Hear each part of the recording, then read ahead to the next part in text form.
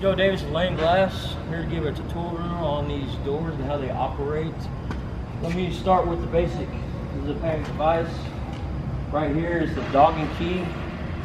Allen wrench, push it in, turn it, and it'll keep it from locking. We can open and operate it without locking. But basics, when you push the panic, opens the door. You have your closer up here with your arm. Close. There's a couple things. Whenever you start moving in, if you prop this door open, wedge it open with a piece of wood or something, it's going to cause damage to the door, as well as damage to the closer. So if the best bet is either have someone hold it open while you're moving stuff in, or you're going to end up causing damage to the door as well as the closer. So basically the best way to get things moving in should be by the dock rams or the dock door, things like that. The best option to move stuff in would be through the dock door. Okay.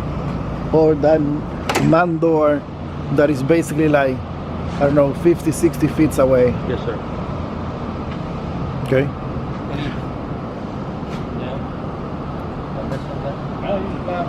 Now there is up on top, there is a closure. Your overhead concealed closure, you do have adjustments for your latch speed, your latch, your dogging, or your closing speed, your latch speed, and then also your back check. On these oversized doors, you kind of want your back check kind of set hard, because if the wind does grab these doors, or if you do have these doors propped open on a windy day, they will rip this material apart because these doors are so heavy. You got to be extremely careful with this. And also, when you do prop these doors open, you can damage the door sweeps or your threshold. Stuff that does get wedged up in here, you can mess that up as well. But other than that, but just to touch on that, when we turn this job over, no one should be touching that, because otherwise they're going to throw it out of whack. It's real easy to mess it up, and then we'll have to come out and readjust it. But once we turn it over, it'll be 100% adjusted for the job.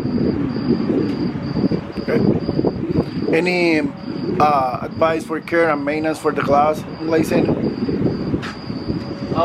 Just no razor blades. Yeah, typical stuff. Yeah, no razor blades. But this is coated glass. If you use a razor blade, like let's say you take a dry razor blade, you see something on the glass, start scraping on it, you're going to actually scrape the glass, and you're going to see it's going to indent on the glass. So clean it real good with just the basic cleaning. Other than that, that should be about it. Okay. Thank you, guys.